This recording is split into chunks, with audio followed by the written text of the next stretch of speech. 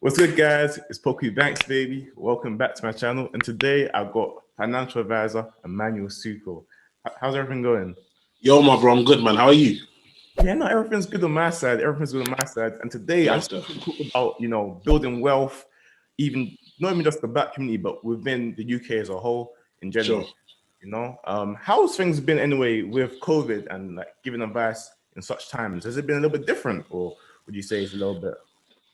It's been different from a standpoint of not having people face to face. Like financial advice or advice in general has always been face to face. People by people, innit? So it's always been something that we do face to face. I'm used to having my office in Canary Wharf. I haven't been back there since we left there in April last year, 2020. Like I ain't been back. So it's been different in that sense, working from home, I'm in my living room. Do you know what I mean? That's my living room is my office. Do you know what I mean? So it's different, but it's been a blessing in regards to I'm now able to reach more people because people don't have to physically come. I'm not limited to just London or people coming to London. I can work with people throughout the whole country, work with people in Europe, work with people in America. So for me, and Africa, I've had loads of people in Africa as well. So I've been blessed that, my voice is now being heard all over. So yeah, it's been a good time for me. 100%. Now, what I wanted to bring up was the fact that some people may, even me, I have problems with where some people may be older than me, but then they see the guidance I give and they think, nah, let me dismiss that because he's a low you. Like, what's he talking about? Have you dealt with anything like that, on your journey when giving financial advice? Or would you say people are more respectful? How would you say it is? No, you know what? When I qualified as a financial advisor, I was the youngest financial advisor in Barclays in the country. So I qualified as a financial advisor at age 22. So you can imagine I'm 22, fresh out uni, qualified financial advisor, and I'm giving advice on finances to 60-year-olds, 70-year-olds, 50-year-olds. And they're thinking, bro, like you could be my kid, literally. Like I've got kids older than you.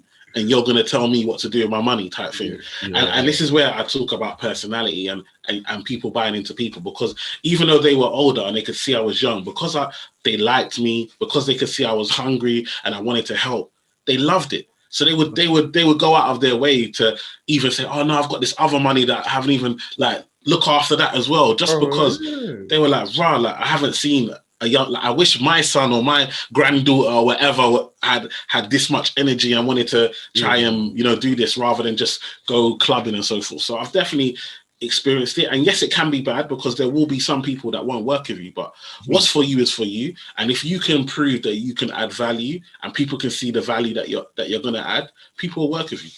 Yeah, no, 100%. No, I definitely agree with that.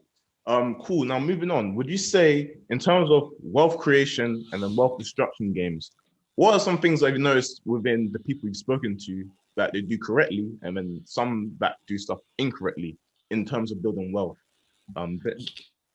I love it. I think in terms of building wealth, I think one thing that we all do, but especially people in the community that I grew up in, I feel like is that we're very good at working hard. Like we're very good at working hard, and we have this belief that the harder we work, the more money we're gonna make. Do you know what I mean? But my thing is that if you look at it, when you really think about it, like I knew people that had 2 or 3 jobs. They never earned more than the person that could afford to live off their one income. So actually working harder, working more in getting more jobs, that doesn't necessarily mean that you're gonna make more money than everyone else. And also it's about how you use it. So one of the things I see that we do, we get the money in and we save. Okay, so our parents have that taught. I don't know about you, but my mom was like, money doesn't grow on trees. 100%. So what that tells you is that money doesn't grow on trees. So you have to go and work for your money. You have to go and work and then make money. But like I did that post the other day, there's 365 days in a year, but most people only get paid on 12 of them. 12 days. I can get paid. So for me, when you really deep it, money is an abundant thing. We can make money every single day, but we have been programmed. And this is the thing that I feel like a lot of us don't understand, especially from the education system. So the education system in the UK was designed specifically to get people into work coming from the war. So they were like, we had a war, we're back at work now, so we want people to be able to get into jobs. So we're going to teach them what they need to be able to go and work for someone else, to be able go so you can go and get those 12 paychecks a year. And for me, it's about understanding, yes, I'm going to take that education, but also I need to understand that I am not limited to my job. And so one of the biggest mistakes I see is people see their job as their only income. As in, I work and this is the money I make, and I've got to make most of it. So then they start talking about budgeting and, I've got to budget and cut. Listen, it doesn't matter. If you've only got £10, don't matter how you budget it, you've only got £10. It's only going to last so long. Do you understand? Like, and this is where, do you understand? So when I talk about abundance, listen, rich people, wealthy people, they have to budget. But let me tell you, it's a different type of budget. There will just be money left over. Do you understand? Like, even if they weren't trying, there's just money left over and there's more money coming. And so for me, I less want to teach my kids about how to budget and more want to teach them about how to create money and create wealth to live a life of abundance. Yeah. And that's something that I think we miss. It's something definitely we miss. And I think another thing is, like you said, instead of working hard, more working smart. So not only are you developing multiple sources of income, but you're also outsourcing stuff to other people to do for you. You got, like, for example, I've got a manager, you've got an agent, they get deals for you. You're making money behind the scenes while you're focused on making the content. So come on, it's all about, working smart as well.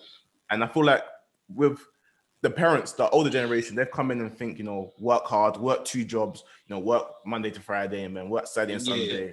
When in reality, that's not life. That's not living life. That's, slaving away. And that's not the aim. The aim is to, spend the time with our kids and whatnot. So I always tell people, man, like, not even in a boasty way, but I make more money now than I did when I used to be employed, and I work 3 days a week. Wow. Like, I work Tuesday, Wednesday, Thursday. Mondays like today, on Monday, I will just go through emails, plan the week, spend time with the kids. Obviously, we're doing homeschooling, so doing stuff with the kids. And then, most of my meetings are on Tuesday, Wednesday, Thursday.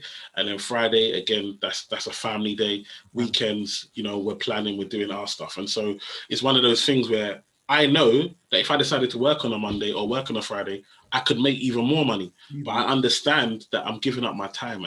And for me, time is the most important asset that I have. Because once I'm dead, money means nothing. And people don't deep it. Like, what if you're gone, your money means nothing. So while I'm here, let me not sacrifice everything to get money that I can't take with me when I'm gone. Do you know what I mean? Let me actually enjoy being here. And so actually I sacrifice, basically 25% more income I could be making if I worked on Monday and Friday. By not doing that, but I get to have mad quality time with my kids. I get to be an active father. I get to be an active husband, support my wife in her dreams. And I get to live the life I want to live without the pressure of a boss. Oh, you must come here. You must do this. When are you going here? Oh, you can't take this day off. I can't. For me, the money's not worth it. You can keep your money and let me enjoy being me, rather than taking that money. And because I've got your money, now you got control over me. Yeah, 100%. No, 100%. You're basically letting them know, but it doesn't control you. You decide how much you want to make. Come on, down to you. And that's the thing. People don't know how much they want to make. People just out here, they want it all, or they want nothing. And for me, I understand that. Listen, I know how much it costs to live my lifestyle, and so all I know is, and it's realistic for me to be able to do 3 days a week. So I do that. If I understood, because there was one time, I tell you, when I was hustling, and there's a time when you're going to hustle. When I was building this, before, like, people think I just magically got on television. Like, before I did all this, I was hustling. I was working 7 days a week. I was in my office every single day. I worked a job. I had a contract job. And then in the evening, I'll go to my office Monday to Friday, stay there, go to work. Then Saturday, Sunday, I used to do meetings. I was working 7 days a week. My kids were getting big. I don't even know. I was like, rah, how did you get this big? Like, do you know what I mean? But I understood it was a season. Do you understand? I understood there's a time in your life. It's a phase in your life. Come on, it's a phase. So I understood that, okay, cool. I have to do this so you don't have to. When Jay-Z said, Hove did this so you don't have to go through this. That's me. Like, I understand that I have to go through this season. I have to go through this time. So my kids, they ain't going to have to. When they get to my age, they're going to know that, right, I can come and work in dad's business, or I can go and work in one of dad's Bridget's business, or I can open my own business. Dad will give me the seed capital. There's options because dad and mum have gone through it, so they don't have to. Yeah, no, 100%. Even me, I feel like I'm in that hustle phase now because I'm young as well. So I feel like I can fail as many times as I want now because it doesn't really matter then, you know. Failing now than failing at, you know, at 35 is two different things, you know. It's a big difference. Just for me, when do you think it's the time to like, kind of chill with the hustling thing? Because obviously I know it's bad long term just to be on. Yeah. So what I had to do was say, look, what do I want to do? So I was doing a contract, like I said, I was doing a contract. My contract was paying me 300 a day. Okay, it's paying me 300 a day. So I said to myself, right, I'm giving up £300 a day. Okay, so if I can get one consultation and get paid £300 for a consultation, and I can do that one a day, and I can know that I got that regularly coming in, I'm gonna stop doing my contract, and I can calm down and work. And then I did it. I was doing bare consults, just doing consults regularly. So then I said to myself, well, I don't need the contract. Let that go now. Then I said to myself, actually, I don't even need this much money. Do you know when it gets to, and that's the thing, because people don't like that. You'll know when it gets to there's too much money. Because what is required to make that money, I'm not prepared for that sacrifice. So I wasn't prepared to sacrifice not being at my kids' school reports, not being able to pick them up from school, not being able to be an active father in their life, because I understand the importance of that. And so I want to be able to have memories of my kids, and I can't do that if I'm in an office. Do you know what I mean? And so that's when I said to myself, okay, what can you do within these 3 days? And so I gave myself these 3 days, and I said, look, you got these 3 days, and now I can live my life. And don't get me wrong, like now, for example, I bought a yard, and then I'm like, I want to buy another one and another one. By the way, guys, if you want to win a free share worth between £3 and £200, make sure you click the link in my description or swipe up, and then you deposit £1. Let me know what share you get. It's Poku Banks, baby. So actually, I'm like, I've got a few offers to go employed. So for the next, 18 months, I might jump back into employment, do my thing in the evening. Like, people feel like, oh, once you go self-employed, like, you can't listen. There is money to be made. In and out. Okay, there's in and out. So I just jump in. When I want to jump in, I will jump in, make my money. Because like you said, I can automate this. I can pay a young person, 18, 19, 20, manage my social media. You probably know it better than me anyway. I can get a PA. When the calls or emails come through, they can answer it, keep the clients happy, and then book meetings, evenings, weekends. And still go and get employment and get that thing that the banks want to see for my mortgages, so that when I want to get mortgages, I ain't getting no issues, because they know I'm good, because they like employment. They don't like self-employment. So, and then once I've got my mortgages and I've bought my properties, then I can jump back out of employment and be self-employed again. Like, do you understand? It's all a process. I don't feel like there's one way, like I must be either employed or self-employed. I'm going to make it work for me. Okay, no, I was good. I like that. I like how you make it work for your personal situation, and it's not just one other, and that's pretty good to even enlighten to me. Now, next, I would like to move on to like barriers to wealth that you've seen within, maybe your culture or the community. What are some things, like, to begin with, the payday mindset, like you were saying earlier? What are some things that you say that are stopping people from getting to that wealthy stage? The biggest thing is consumerism. The biggest thing for me, the biggest barrier to wealth is consumerism, because we are coming from, for a lot of us, we are coming from nothing. Like, I always tell people, my parents can still remember going to a river to fetch water so they could, cook and bath and everything like that. Do you understand? So I can never, and this is why we can't compare ourselves to our counterparts or people from other communities. We're too fresh out of the village. Do you understand? Like we're only one removed or two removed from the village. Do you see what I'm saying? So it's one of them things where it's going to take time to see the kind of generational wealth that we want. But what's most important is understanding that consumerism is killing us. I think you did a video. I swear it was you that did a video, and people were outside, where they're queuing outside of a shop or something like that. Or I don't know if it was you. There was someone that did a video, and there was how people were queuing. I think it was like Louboutin or someone, and they just video people just queuing, waiting to get in. And I was just thinking, it's killing our people, man. It's mad. Whereas, what about owning shares in these companies? What about actually owning these companies and having ownership? And I feel like we're so comfortable not being owners. Yeah, 100%. And I think you even mentioned how people would rather like spend money on a stranger's business than just to help out their friends or help out their friend's business. It's a shame. It's a big shame within the community, because I think there was a stat that a pound only lasts like 6 hours within the black community, whereas compared to like the Jews or the white community, it's way longer, like 18 days. So and that's another big biff that people will say, but we don't have the black businesses, so that's why we have to go outside. The black businesses exist now. Yes, maybe they may need to advertise a bit better, but listen, are we being intentional as a community to go and look and be intentional? Say, I want to spend my money in my community. Let me tell you, like the Jewish community are very intentional about spending in their community. The Asian, whether it's Chinese Asian or whether it's Indian Asian, like they are very, very, very intentional in spending and buying from their own. We are not.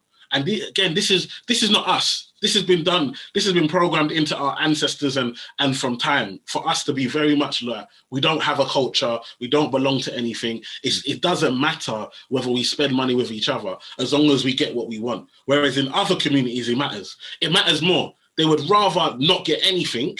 They'd rather get something, even if it's small, but know that it's from their community, than get something that's a lot, but it's from someone else's. Yeah, it's a shame. I don't know why it's like that, but we definitely need to like move towards like keeping it within. But even you, like, you're doing your thing now. So you're doing your thing. How have you found in regards to when you reach out to people to collab or do stuff? How have you found it? Maybe now you got numbers, maybe more people are like, okay, yeah. But when you were starting out and you were trying to do your thing, what was it like? Nah, it was more of like either no reply or grow more and then we can consider type of thing. But once I've now shown myself and proved, then now it's starting to come in. So it's like a thing where you really got to prove yourself before you can get to that stage. Come on. And that's why when people look at me, sometimes I'll go on someone's platform, they got like 200 followers. I'll be like, yeah, let's do a live.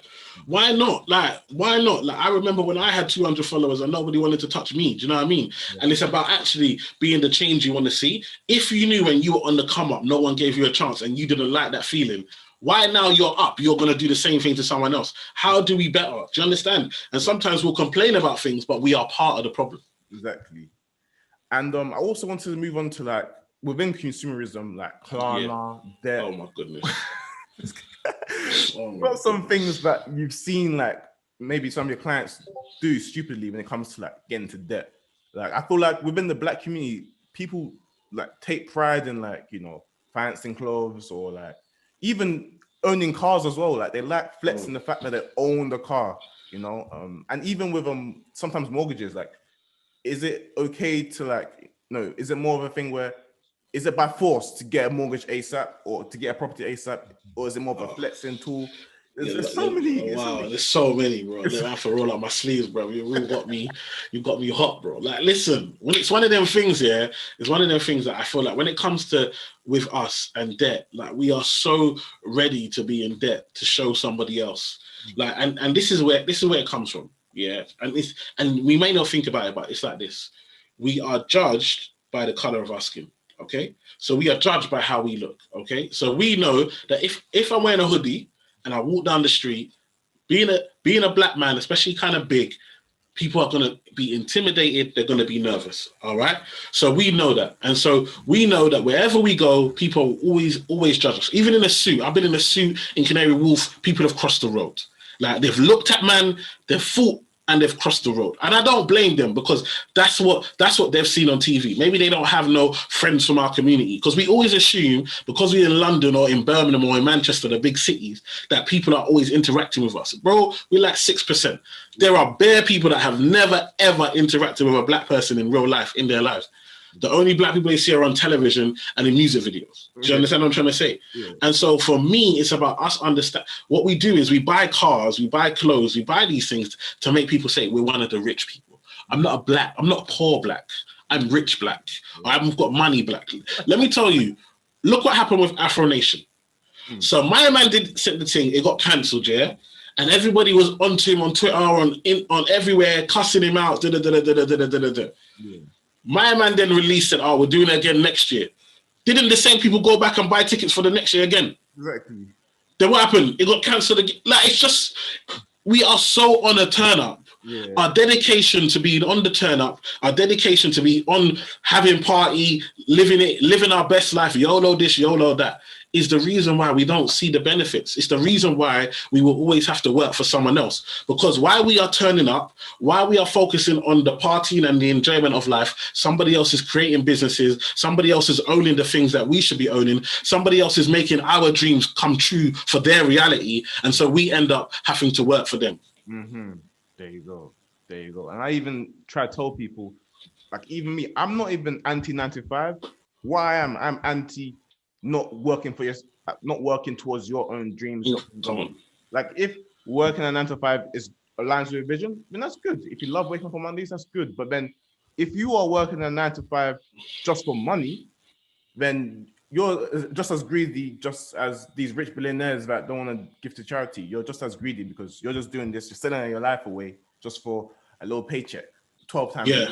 I'm with that. I'm not anti 9 to 5. Like I said, I jump in and out whenever I need to be. But for me, it's about it's an income stream. That's why I can jump in and out. Just like a rent to rent is an income stream, just like a property is an income stream, just like a business is an income stream. My job, a 9 to 5, is an income stream.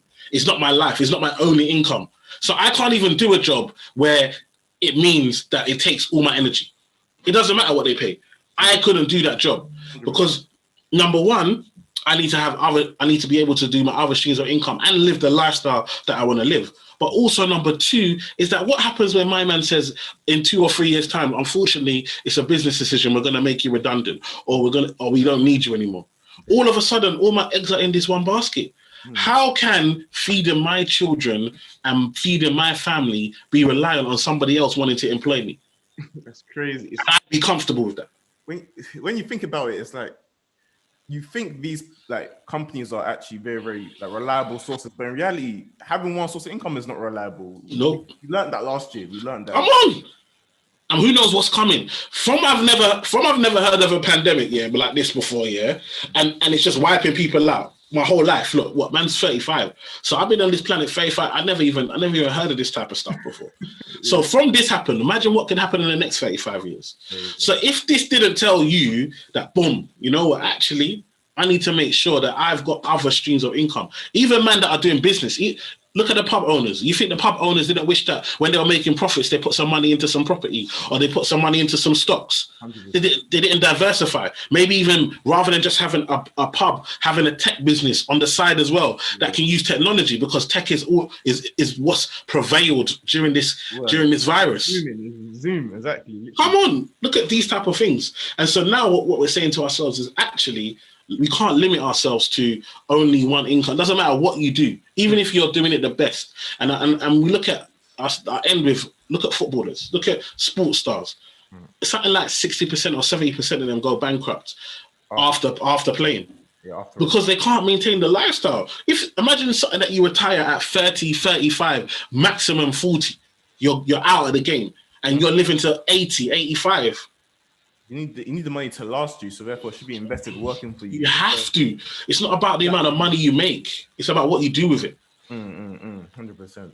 No, I definitely agree. And moving on from that, what would you say contributes towards the poverty mindset within the UK? So like, for example, I think you made a post about how failure isn't, the opposite of success. It is a part of success. Could you elaborate on that?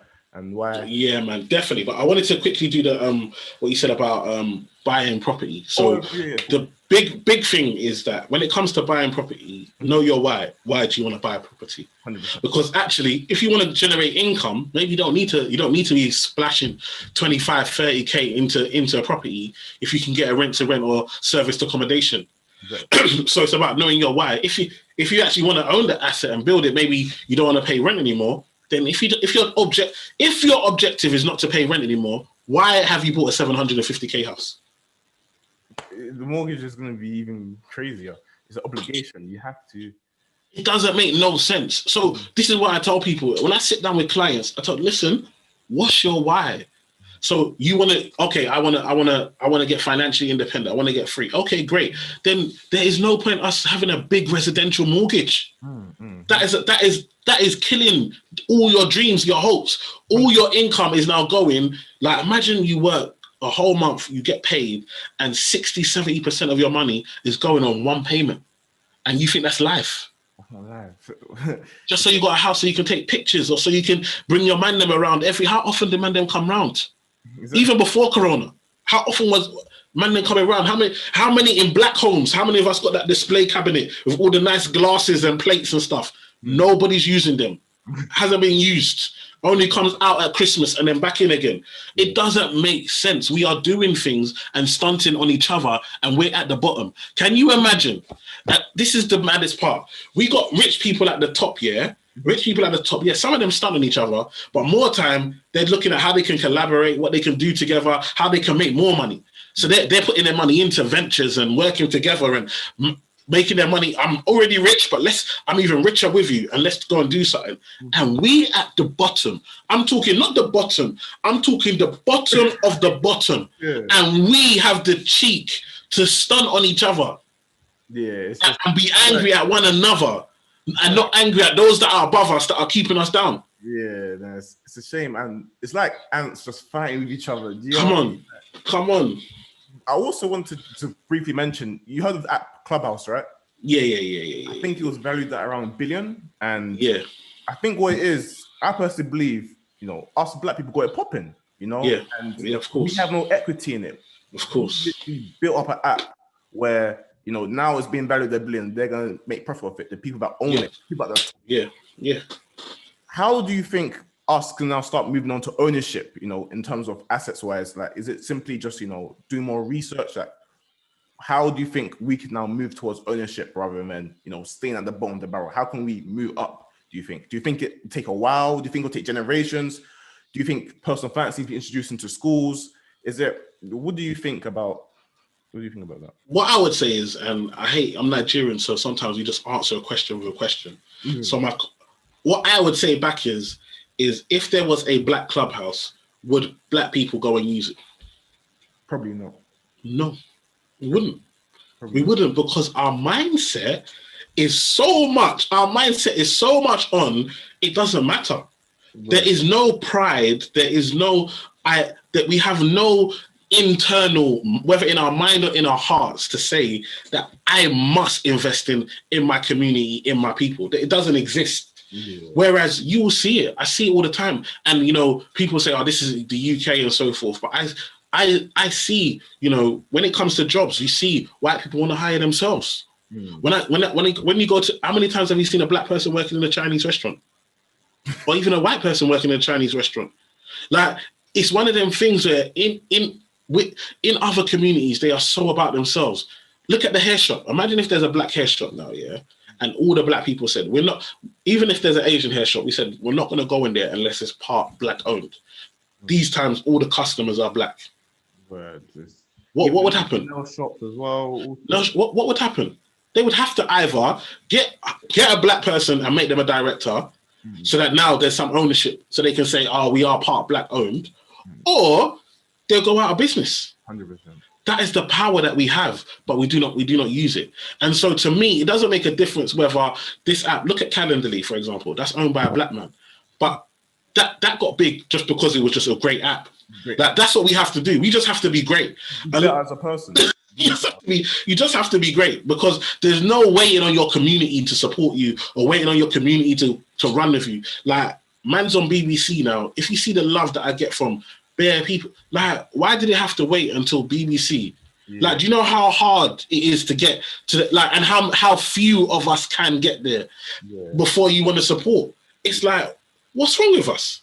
It's a shame. It's like they only want to support once you're being supported by other people, that they're seeing it from a third party perspective. So I feel like I've noticed that a lot as well with my journey as well. So yeah, and it's so important, and that's why, like, when I see you, I always tell you, bro, I'm always excited to see you, because I'm like, for you doing what you're doing at that age, like I said it in private, but I'll say it publicly. To me, you're already a millionaire, bro. Like, to me, because for you to have that mindset at 18, 19, what? Yeah. If I had that mindset at 18, 19, like, do you know what I mean? I know I'm going to be a millionaire, but even that's going to be way later on. Do you know what I mean? It's going to take me way long. But you've got this now. By the time you're in your 30s, 40s, you're gone. You already understand the importance of wealth.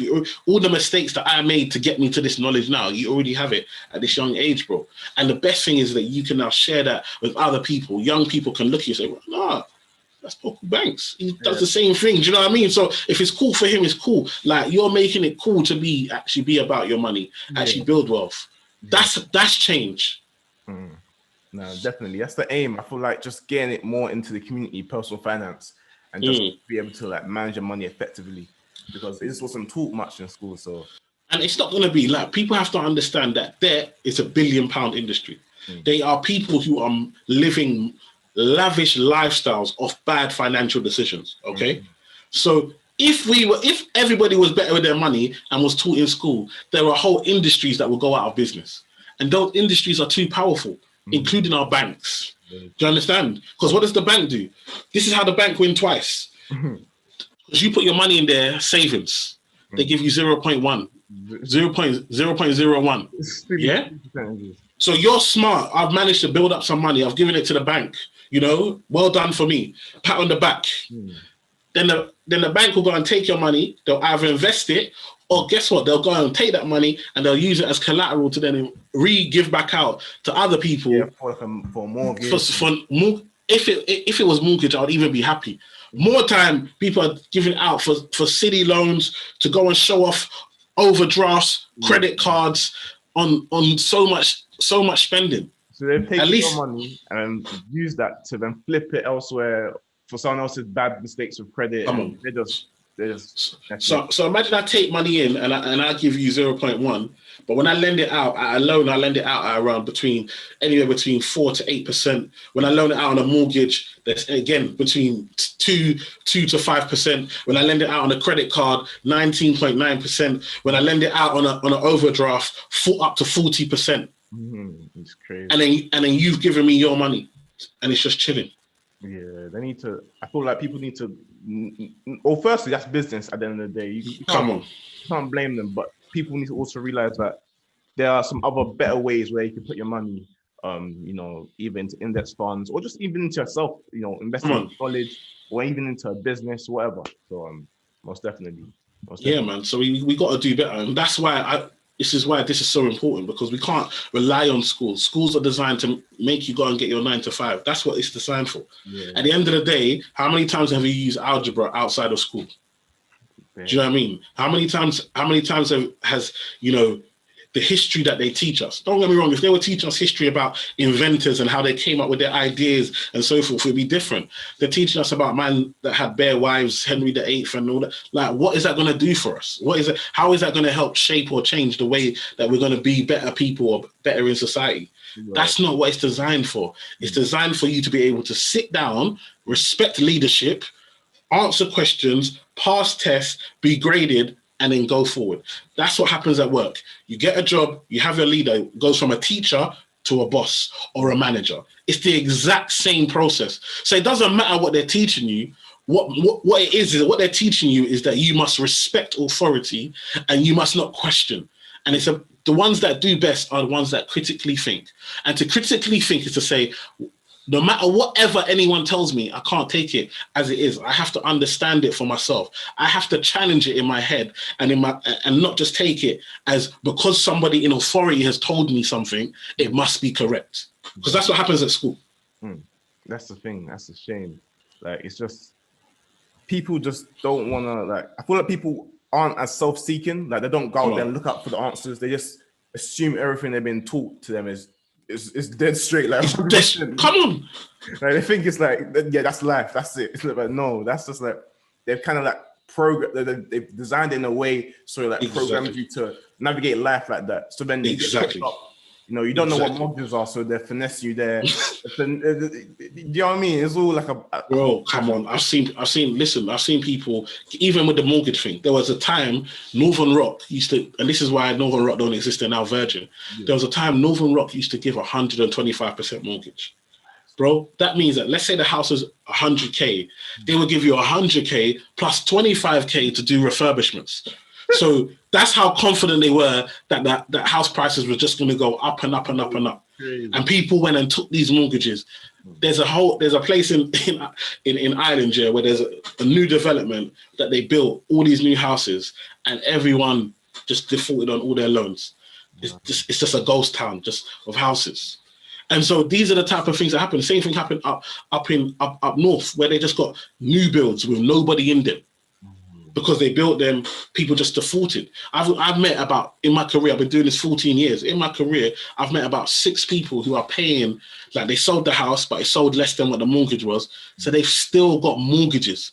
They still got 30, 25 from years ago that they're paying with no property. Wow. So even like you said, even buying property, you could be doing the right things, but if you don't know how to do it properly and you push yourself too much and you over leverage yourself, you could still be putting yourself in a bad situation. Yeah. So it's literally all about just living below your means and investing the difference. Come on. Just to build your wealth. I feel like that's what people need to understand in our community. But just to round things off, what would you say, just 3 little tips that we should have as Black people, or just in general, just to improve our finances and the biggest thing for me is know your why. Like, that's the biggest thing. Like, I know my why. That's why I tell you. That's why I control my week. I control how much income I make. I control it all because I know my why, and I know what I want to achieve in my life, and I know what success means to me. Yeah. Bro, you got to know what success means to you. You can't let the world tell you, oh, unless you earn this, or unless you make this, or unless you got this. It don't mean nothing.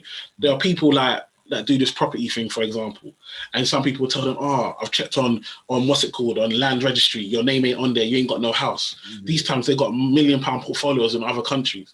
Do you understand? You can't allow yourself to say, oh, I must only do it this way in order to impress these people, in order for these people to accept me. You got to know what it is for yourself. So the number 1 thing is know your why.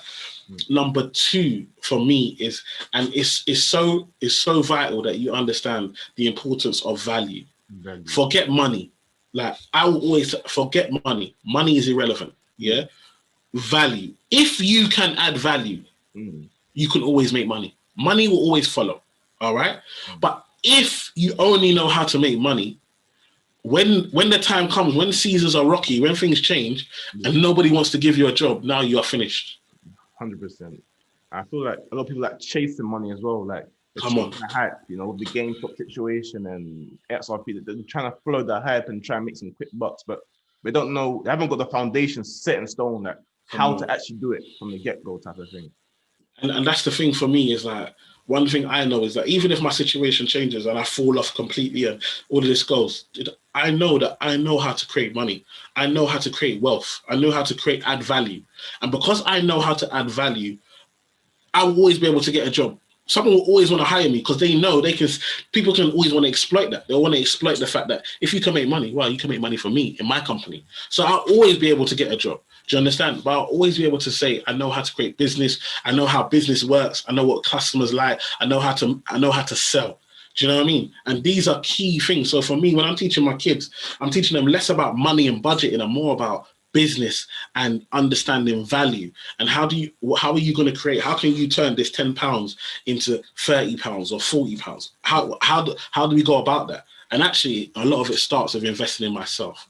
So for my kids, I've got to tell them, you got to invest in yourself, build up your knowledge, build up your worth, your value, and know your worth. Because again, a lot of people don't know their worth. That's why they feel that when they put on this belt, no man, I put on a belt and a man will tuck in the front and leave the back outside just so we can see the belt that you're wearing. Yeah. Like, hello, like, wake up. Like, you obviously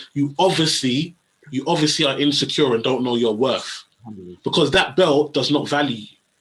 That belt, that watch, that jacket, it doesn't value you. Like, you should add value to it. Because when you understand your worth, you understand it. Whatever I wear is valuable because it's on me. I make things valuable. It's whatever car I drive is valuable because I own it. Do you understand? That's the type of swagger we need to be walking with. That's the type of confidence we need to have in life. 100%. So that second one is value. And then finally, for me, what's really important is that we just understand that we focus on stay in our lane. Like 100%. Comparison, especially like being like from a Nigerian background, my mum will compare me to everyone compare me to my sisters, compare me to my cousins, compare me to people at school, bruv. And so we grow up and we feel like we're always I am in no competition with nobody. I do not compete with no one. Some people say, Poku, you and you both do fine. Bro, I'm happy for you, my bro. We are never in competition. 100%. We can say the exact same thing and it will never be competition. 100%. There's no competition because there's not enough of us. There's not enough of us to be doing for it to be competition. But number two, what is mine will always be mine. It doesn't matter who else puts their lips towards it. It doesn't matter who else puts themselves for it. What was meant for me will always be for me as long as I do what I'm supposed to do. Yeah, 100%. And so I'm not in a competition. I'm in a push-up. If I see you and I can help you, I want to help you. Forget, if you help this person now, they may be able to go and do something, or they might take this job opportunity. If they took an opportunity that was meant, they can't take what was meant for me. That obviously wasn't meant for me. So all I can do is be happy for them. 100%. I feel like, especially a lot of people like to say the UK is bad vibes. They feel like, what do you think of that statement? Do you think like it's true, like to a certain extent, or do you think? I think sometimes it can be true, but it all depends on what you want to look at. So for me, I'll pay no time to none of that. So like my wife be like, they're saying this on the gossip pages, or they're talking about. I don't care. Like I don't care. I don't care. I don't care. I don't know whose wife is this. I don't know who's divorcing who. I don't put my energy to anything that's not positive, anything that's not building me. So for me, it may be bad vibes. I might meet someone and that person may feel like, I don't like this brother. I don't care. It's not going to make a difference to me. Like, I know there might be people that don't like me. Let me tell you something. I sleep sweet at night. You be there stewing, hating, why is he doing it? I'm snoring, my brother. I'm snoring to sleep, like, while you're there angry. Do you know what I mean? I'm peace. I ain't got no beef for no one. So for me, it don't matter about whose vibes or whatever, because I'm only going to connect and chill with people that I get a good vibe from. If I don't get a good vibe from you, you'll just be high and by. Yeah, 100%. Most definitely. I agree with that. I like that answer. No, that was a good one. But yeah, man. No, again, Emmanuel Asuquo, I really appreciate you for coming on. This was a very, very good talk, wealth talk with Emmanuel Asuquo, reducing the wealth gap. Hope you guys enjoy that, man. Any last words you want to say for them? Yeah, my bro. I just want to say, listen, big up you, man. Big up you, all that you're doing. Like, keep going. Like I said, I know we have our conversations and we talk on the regular, but it's one of them things. Like, I'm just proud when I see you doing your thing. I'm just proud. Like, there's not enough, young black men that are standing up like this. Right now the black women are just killing us. So it's great that and rightly so. I'm happy for them. You know what I mean? It's their time. They've been in the shadows for too long. So big up all the black women doing their thing. But for me, it's always nice to see black brothers out here doing their thing, doing it in a positive way, still looking good, still on a swagger, still, do you know what I mean? It's not like, and sometimes when we do this finance thing, people think, because it's finance, man don't want to dress nice or man don't want to wear nice clothes. It's just priorities, bruv. It's all priorities. Man can go on, if man wants to go to Dubai or man wants to do it, man can do it. It's never a thing of, no, that's wrong. Like, it all got to make sense. And it all got to be to your why. You got to know why you're going to Dubai. If you're going to Dubai because you want to have a nice holiday with your friends and stuff, excellent. If you're going to Dubai so you can stunt on someone and take pictures and then you're going there on overdraft and credit card, then I can't clap for you, my G. I can't clap for you. If you saved your money and you knew you wanted to go to Dubai, so you put away 5% of your salary every month for the next however many months and then saved up and go, listen, I'll be the first one to clap for you. I will like your post. I will share it. I'll big you up. Do you understand? You did it the right way. If you're on a fraud thing or you're stealing money from girls to go and Dubai, or you and your man them are going to Dubai, bare man sleeping on the floor, but you're pretending like you're driving Bugattis everywhere. These times, you man are sharing everything. Do you know what I mean?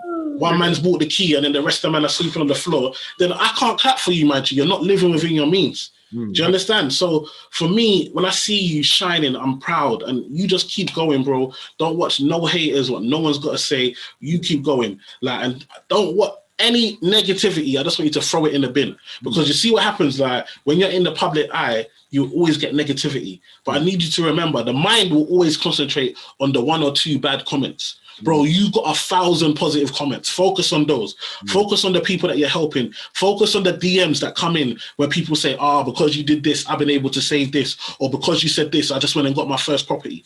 Focus on that's going to be your legacy. See them comments? They're here today, they're gone tomorrow. What you're doing is changing lives. So just big up your platform. Keep doing what you do, my bro. And I'm always here supporting you, man. No, I appreciate that, man. But yeah, guys, I hope you guys enjoyed that. Leave a like, comment, subscribe, and hit the notification bell. You already know. Poku Banks, baby.